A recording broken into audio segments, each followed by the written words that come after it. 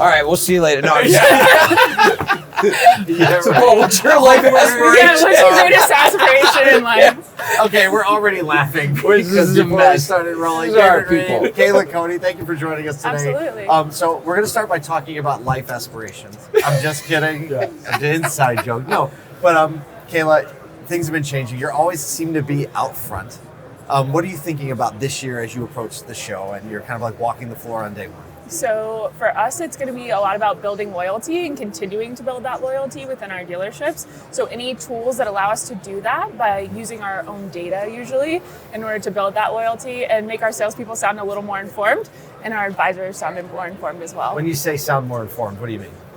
You shouldn't be calling a customer and not understanding how many times they visited you. You shouldn't be calling a customer and not understanding that they have a massive bill in service or that they haven't been to visit you in a really long time or that they're a defector or whatever that might be. Man, wouldn't it be nice? I have a couple hotel programs like where I've stayed. I'm sure you guys same type of things, right? And every time hotels have this great, and hospitality always does, right? You go in, Loyalty you check in, points. and they just say, "Hey, thank you so much for being a loyal member of ours for 4 years, 7 years, whatever it may be," right? Like, even just that little thing, it's not much, it's only one data point, but it means so much to me. And I think we could, as an industry, at least find one way to say thank you. Yeah, right? we talk a lot to our service advisors, especially and sales, about just saying welcome back. Like, I don't need you to give them a dissertation on everything that they've done with us. Welcome just back, say mister. welcome back. Yeah. Right? Yeah. Exactly. You know, when like we're sitting here talking about marketing, we got David from Stream, and one of the things that I think our industry has just been like riddled with is the fact that we spend so much money on net new customer acquisition. Yeah. And it is always a losing proposition because you've got Stream Company and 38 other marketing companies all pointing like laser guns at every single customer that's quote unquote in market, trying to gain net new customers for a dealership that has how many thousands of records sitting in there? 10, 20, 30 Right? in some cases. Some of them are even right with email addresses and everything. No, I'm just kidding. So Every how, once in a like while. this partnership, I'm sure if you're thinking about that, you're probably challenging this partnership with how to be marketing not just to net new, because we still need to acquire customers. We know that loyalty is at an all-time low, so we're going to be able to take advantage of that. But how are you making sure that that's integrated into every single piece of what you're doing in a marketing world? Yeah, so we, what you spoke about is one of my biggest banes in life. Like, why do we pay for the same customer over and over and over again? Like, where's the loyalty piece? I've been with Stream companies for 7 years now, which is crazy. Loyal, yes. There's loyalty built right there. That even exists in this industry. Isn't that amazing? Yeah, I know.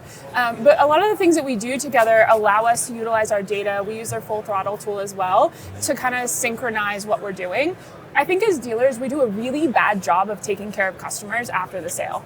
Like, why aren't we giving them regular touch points? Why aren't we helping them schedule their service appointments? Like, why aren't we providing that type of information to them? Why aren't we saying, hey, you've had your car for 4 years, and usually this is when we see people trade in. Like, hey, you just hit the 100,000 mile mark. Have you thought about that? And utilizing the data allows us to do that in a way that's not creepy or weird. It's just helpful. Yeah. How are you leveraging like technology and your people resources to make sure that that's possible? Yeah, and I think one of the things when we were thinking about building technology was not thinking about it from the agency utility or the dealer utility, but thinking about the customer first. And I think a lot of times in our industry, people don't think about the customer first. So we built a platform that allows, the dealer or the brand to provide value to the customer on an ongoing basis. I know it sounds, very elementary, but think about, you get your bank statement, you get your Marriott statement, and it builds loyalty, right? You want to see your point balance go up and all these things. So we built what we call the vehicle wallet, which provides a monthly communication to every customer via email it's dynamic, meaning it builds intuitively based on where you are at in the life cycle. So instead of getting a birthday email, you're due for service, you're in an equity spot, next thing you know, the dealership's blasting 7 emails out to the customer within 2 days. From 3 different platforms. Yes, Yeah. we provide, one vehicle wallet statement that'll say, happy birthday, Mr. Customer. by the way, your health score is your health grade for your car is a C. That's because you haven't been into service for 9 months. Yeah. And by the way, you're 3 months left on your lease. Yeah. Putting all that information into one message that nice provides package, value to the consumer. Yeah, because they all want to know that. And- It's not like they don't want Tell to. you The what. second largest asset, and we don't give them a good way to track what that asset is worth, and then we expect our sales teams to magically hit this brilliant moment when they're ready to trade in. And so when we utilize this tool, they even tell us if they've sold it. Yes. Like we have customers call in and be like, how do I get this car off? I don't have it anymore, because they can't figure out how to click the button. Yeah. I mean, Well, now and if it spurs the doesn't come, they get communication. mad. Yeah. Like, So one of the most brilliant things that a mall on the full throttle side built was, he's like, if we provide enough value to the customer, they will give us the information. Right. So in the vehicle wallet, you can update your own vehicle information. So you can say, hey, I sold this, I don't own this car anymore. Or by the way, Here's my mileage. here's my right mileage. Or I'm servicing at the local tire shop, and I'm not Flags servicing to with the you. dealer. Boom. Yeah, and by the You way, build trust. That's what that's it's it. all about building trust with the consumer, which I think, again, this industry is about selling the next car, but it would be a lot easier to sell the next car if we built value with that customer It over. goes right back to Kyle's initial point, spending so much money for net new customers when it takes this much to keep the customer, but it takes a lot of intentionality, right? That's the trade-off.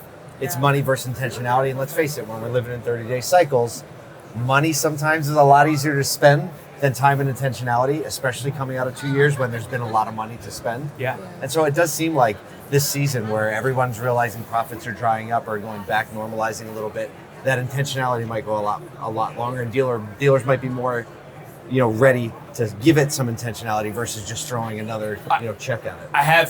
You walk into my office, I have a couple Henry Ford quotes, and my favorite one is, if I listen to the customer, being the dealer in this case, I would have built a faster buggy versus building a car. So the way that I think I've heard that quote 7 times in 2 days. I feel like it's the theme of this NADA. Yeah. But I think Isn't that nuts? it really is. But I think it's really about the customer and where things are going versus, hey, I'm trying to get 1% better. No, let's get 50% better. Let's get 100% better. And the way to do that is providing value to the customer. yeah. So over the last year, when used car values were very high, right? I just got a bunch of values for my car. One car I don't even have anymore. But I went to Carvana. I'm like, let me see how this thing works. I still get emails. I've never told them I don't have the car. I don't even know how to do it, right? But there's something about, it's like almost like looking at a stock after you sold it. Yeah. Right? It's like, oh, now I see what the Kia Telluride's worth. Oh, it went up, it went Yeah. down. But there's some little fact that I haven't unsubscribed because I still like getting that email. I don't know what it is. Yeah. One's for a car sold. Actually, one is for a car I still have that I'm intending on keeping. Yeah. Because there's value there, right? That, To right, you. there's enough value there that I'm willing to have it in my inbox and just be like, because I even see the value in the header. So I don't even have to open the email. And I Yeah. think for the Richmond Ford Auto Group, we're all about how do we treat our guests? We don't even call them customers. How do we treat our guests? Love that. How do we build this family? How do we build loyalty? And this tool fit really well into that. So it was almost like a seamless integration when we started informing our teams, hey guys, it's not 30-day cycles in a customer's mind. We need to be there to assist them in the research phase. We need to be able to assist them afterwards.